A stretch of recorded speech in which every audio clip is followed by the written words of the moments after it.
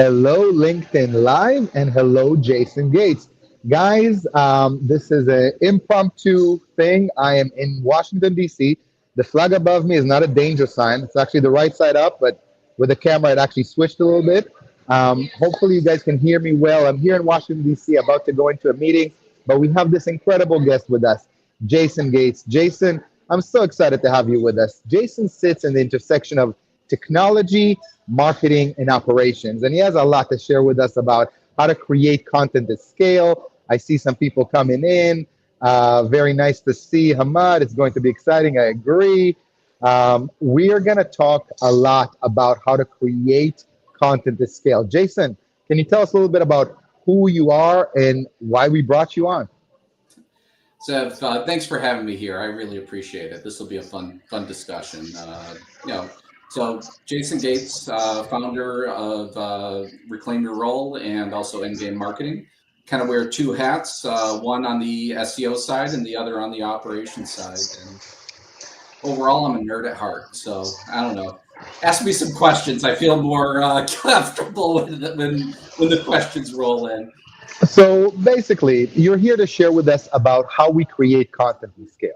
Now, there's a lot of things in the market. A lot of people are for it, a lot of people are against it. There's a lot of murmurs. Can you tell me, for you, what is content at scale? Yeah. So when it comes to SEO, it's always been about content, and it's always been content at scale.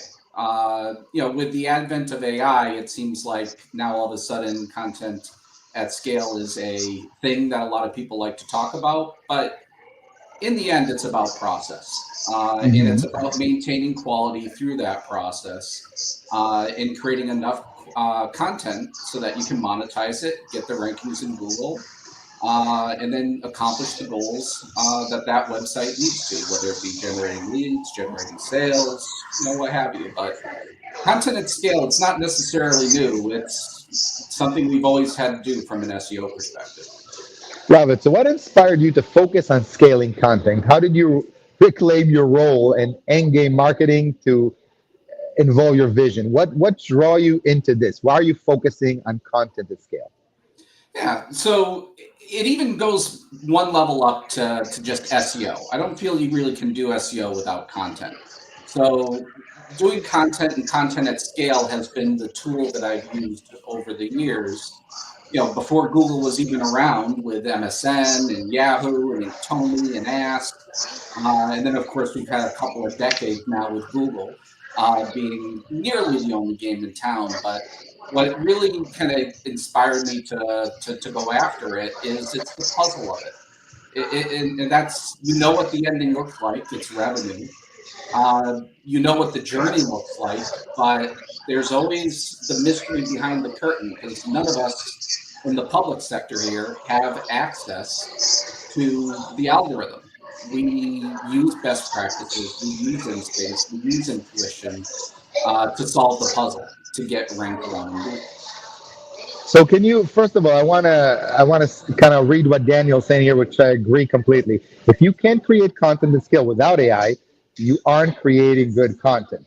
I completely agree. And AI is a multiplier. If you can do things with AI, you can do them without it. And if you can't do them without them, you probably can't do them with AI. So I love that word from Daniel. But let's go back. What is SEO for you, Jason? You and I have been in this market for a long time. But for the layman there, what is SEO for you? It's to rank number one in Google. I mean, that's its core focus. Search optimization.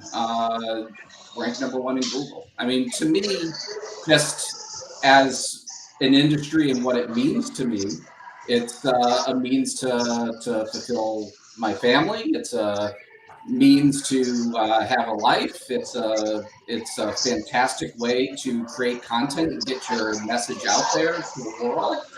Um, but at its core, it's ranking number one at Google. I mean, it's So, that's so basically, SEO is how to be found on Google online. Now, I'm going to quote one of our heads of SEO, Christian Carreri. He always says, "You know where things go to die? On the second page of Google." So the second page of Google is where you can hide bodies, where you can put all your things that nobody ever will find, because nobody goes anywhere else from the first page or the first few results. So it's a very competitive game. But if you want to be in the online game, you must understand SEO and you must, create SEO. Is that correct?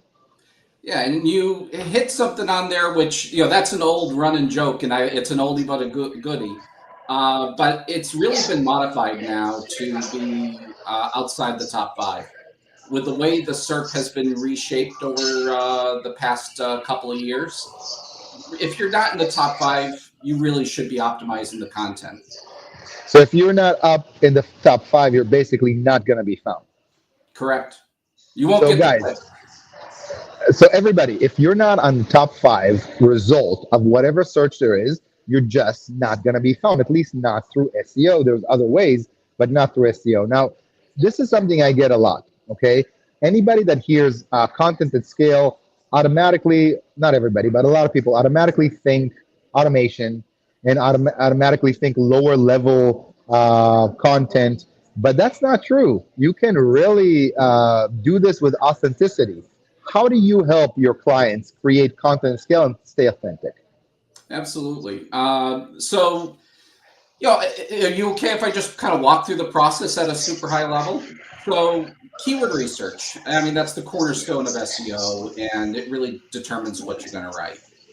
That part, I haven't necessarily automated that much. I really want to have a solid understanding of what we're going to target and why.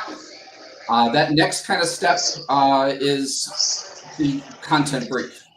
All right. So an SEO content brief is different than kind of a more artistic or standard content brief. When I write these things, it is basically a blueprint to hit the top three of Google. That is my goal for every single piece of content that's created. And that can be automated quite a bit as well. For the most part, it's math. One of the things I love kind of talking about is Google is the ultimate open book test. You want to know why somebody ranks one in Google? Go look.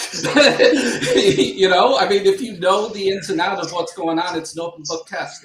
Go ahead and take a look at it. And us as SEOs, when we're creating that content brief and that plan to acquire that number one ranking, that right there is I need to find out why they're ranking one and how do I make something better than what's already there. That's how you end up getting number one. So go ahead. Sorry. Go ahead. Go ahead.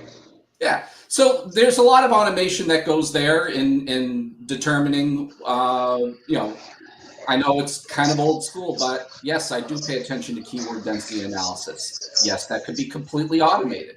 You don't need to really do any of that. Yes, you do need to know contextually what keywords need to be put onto the page. Again, automated. You can find out what's in the top 10 of Google easy enough and run that analysis through tools. From there, writing. And I think we can almost unpack the writing later on into its own segment, but needless to say, there's a lot that's going on the writing front when it comes to, do you use AI, do you not use AI, how do you maintain the humanity in the content, and so on. And then on the other side of that, you've got your launching process and your monitoring process. And again, if you're not in that top five after Google's picked up your article for your core keyword, got to start optimizing it because you're just invisible. I love that. So for us, well, you and I talk SEO a lot, but for the people out there, basically SEO is a combination of both technical, but actually something that somebody's going to want to read. And I feel like in a lot of ways, some companies or some SEO guys are good at that, and some are good at that. Very few are good at both, meaning building something that is really well built for the Google algorithm, but actually building something that people want to continuously read. And people don't understand that SEO, we have a question here from Mark, but people don't understand that SEO is what we call in my business the gift that keeps on giving. So if you do SEO correctly, it is incredible. We've created articles and things that for years kept on driving traffic to our clients. And if you do something that is useful for the market, guess what? The market's going to use it, right? Absolutely. So let's look at, go ahead. Yeah. Well, so what are your thoughts on AI snippet and the hit on click-through rate to pages with information and keywords? Yeah, it's a thing. Uh, it seems like the AI overview is taking over the featured snippet spot in a lot of the cases there. And the one thing, if you're one of the things that you got to watch out for, and this is a trap that a lot of folks are falling into, is they're watching impressions go through the roof. And a lot of folks are misunderstanding that as, oh, that usually means it's a precursor to traffic. And for the past 20 years, it was true. But to Mark's point here, to what he's alluding to is that there is an element of click-through rate loss that's occurring that's not jiving up with the number of impressions. So what we used to have is about 10 to 12 impressions per Google SERP that was occurring in the past. Now that is increased to 14 to 18 between the AI overview and the AI overview being put into the People Also Ask.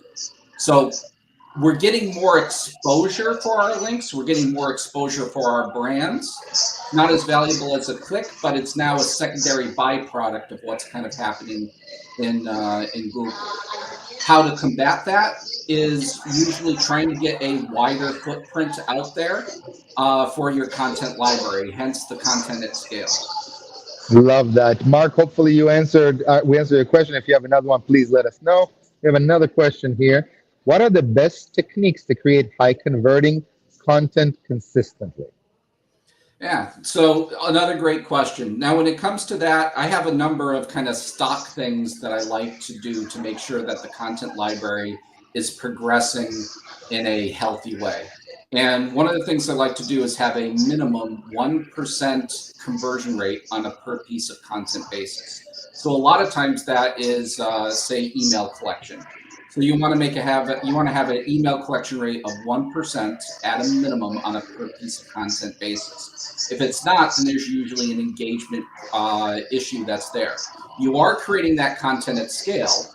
You do take your best practices for each one of the companies that we're working with and try and hit that on the first go, but you do have optimization processes that you should have to make sure that you're hitting that 1% email collection rate.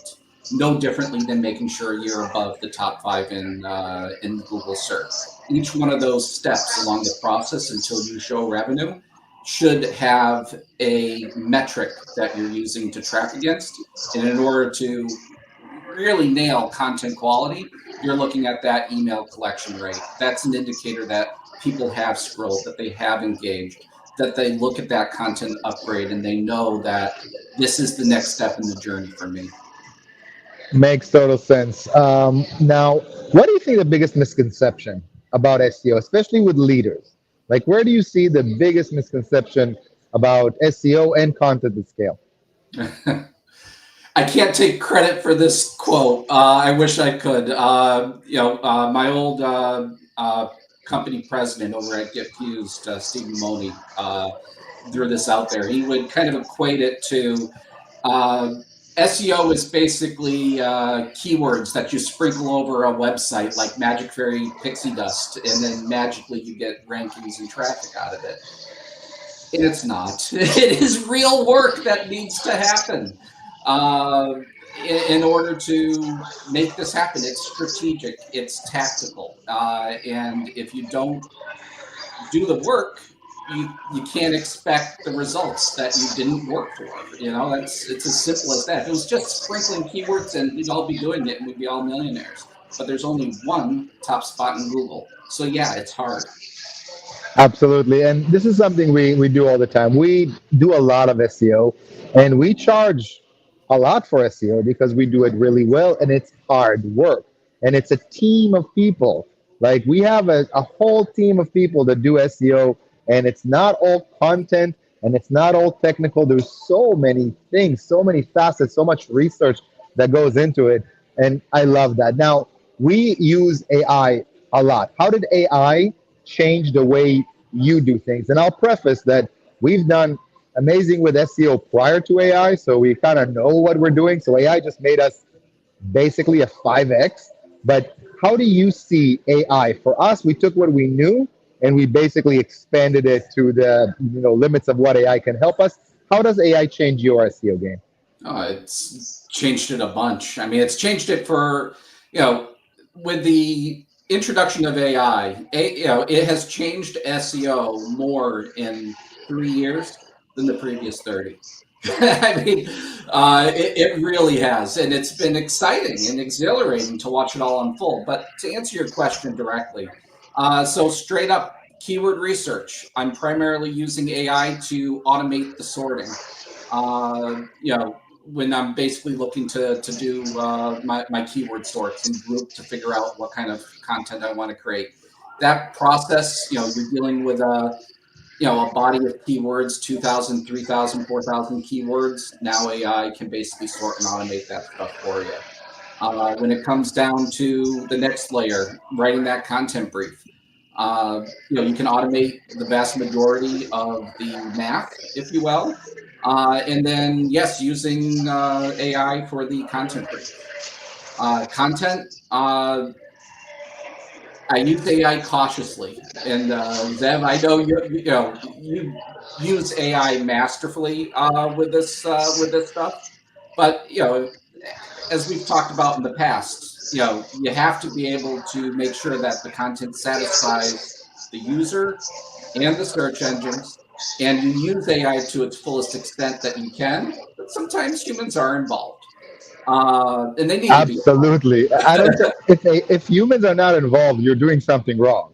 yes. 100%. This is not an AI process. We're just involving AI where we know what we need to do. We know the recipe, and AI can just excel. Make it 10 times faster. Absolutely. And then I've used a little bit of AI in reporting as well, uh, which has been fun, but that's a little bit more of an emerging area for me. But I'm excited for what it can do when it comes to kind of grouping up domains, grouping up sales. I have one report that I do, and this is a tip. I don't see many folks doing this. I call it a sales after email report, and this is an important kind of takeaway. Sales Uh, after email report. Yes. Okay. So you take the date stamp of the email address that you collected and you compare it to your CRM in the sales database. All right. Not I a lot of love folks that. do this, but you compare that and you compare the date. And that gives you monetization of top of funnel keywords. That's important, because the CFO ultimately is going to say, why are we spending all this time, after money on content? Why? Why? Why? Well, here's why. It generates revenue. Yes, we said, hi, nice to meet you, 6 months. You know what? When you do this type of reporting, no, it's not 100%. You can have people sign up with their personal email and then buy with their work email. There is some of that that's going on, but you do get a pretty good amount of matches where, cookie technology, or any of the pixel technologies that kind of go out there to try and track you through that journey. It all breaks down when, time is involved, when you're going cross-platform, cross-device, cross-people. But when you match domain and company name and email addresses to get insights into your top of funnel versus the end result, sale after email, date stamp collecting is my number one go to monetize and show monetization of SEO. I love that. Now, what would you give as tips to maybe people that lead SEO efforts or need to have more traffic coming in? What is the first thing that they need to look at their content, at their process? What would you recommend as the first thing to really put your fingers on to fill the pulse? What is the number one first step for leaders? Yeah, so I'm going to make a couple assumptions that there's a existing SEO campaign, in this scenario. And the number one thing I would do is figure out, get your bearings. How many top 4, top 5 placements do you have in Google that are your core keyword? Identify the URLs that are not performing, make sure that there's keywords associated with them, and figure out what needs to be, optimized. I have a great question here from Rexilette. How do you maintain the authenticity of content when you integrate AI in your system? I know what I think about this, but I'd love from here to hear from you. Yeah, so brand tone, brand guidelines are one pillar that you can lean on to make sure that your content still rings true to the audience. The other is subject matter experts, making sure that you're always bringing something that's different than what's already in the top 10 of Google with those subject matter experts. So when I'm kind of going through that process, this is an important thing. Subject matter experts in uniqueness is actually one of the things that I've oddly I've used AI quite a bit for. So if you have a proprietary database of content that you have, whether you're a training provider for courses, if you're an insurance company and you have an understanding of what makes claims and what claims are happening, you have text somewhere. You can take this text and you can put it into an AI. It's proprietary. It's not out there. ChatGPT doesn't have access to it. And then you can leverage that to gain insights that aren't in the top 10.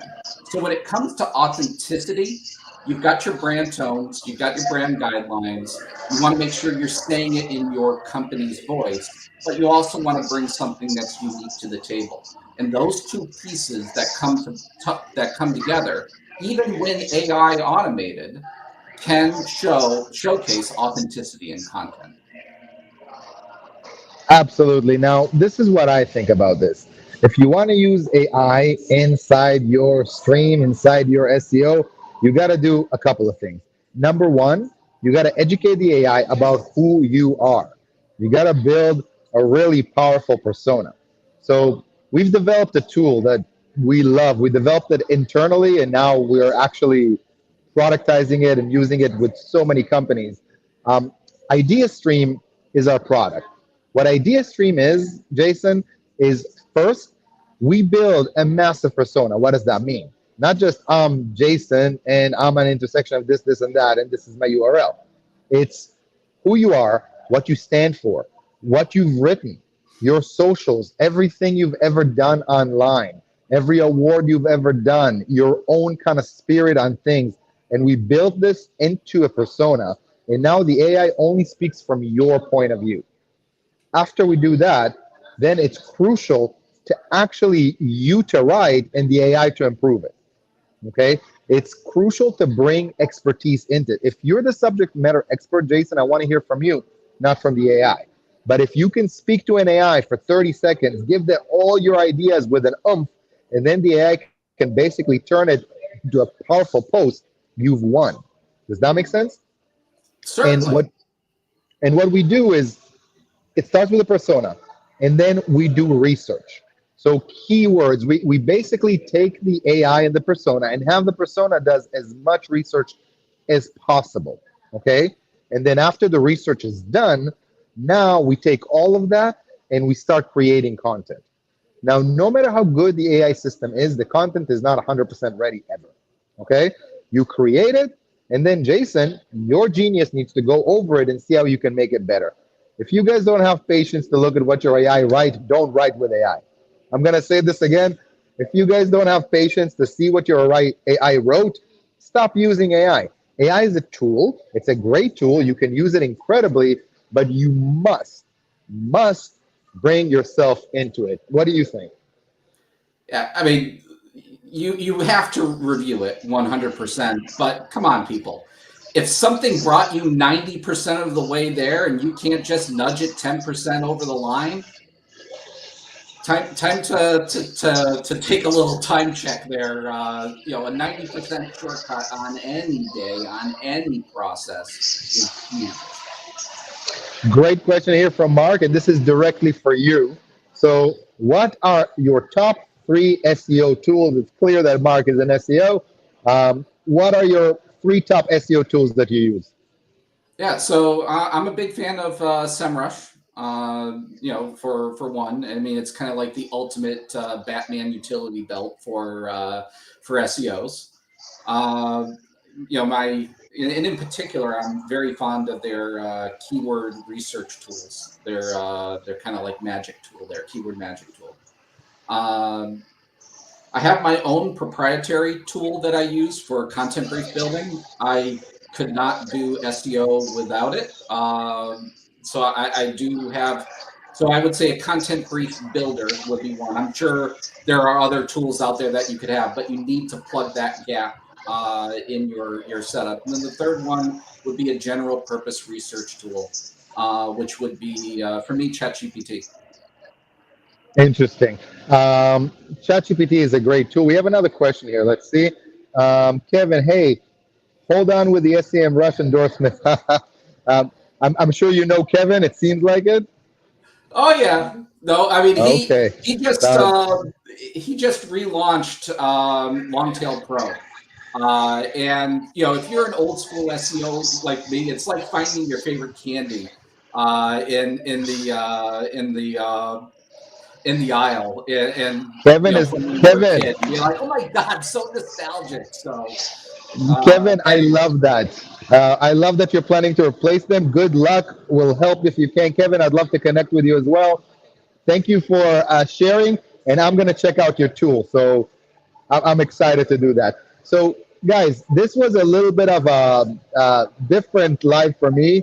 As you see, I'm in a coffee shop in DC, not quite my environment, but Jason, you've brought so much value into this. Guys, SEO is a profession, okay? And SEO has a lot of sides to it. So, if you can finish and first of all tell everybody how to reach out to you, and secondly, what should people look at when they finish this particular live that we're doing? What should people look at to make sure their SEO is on point?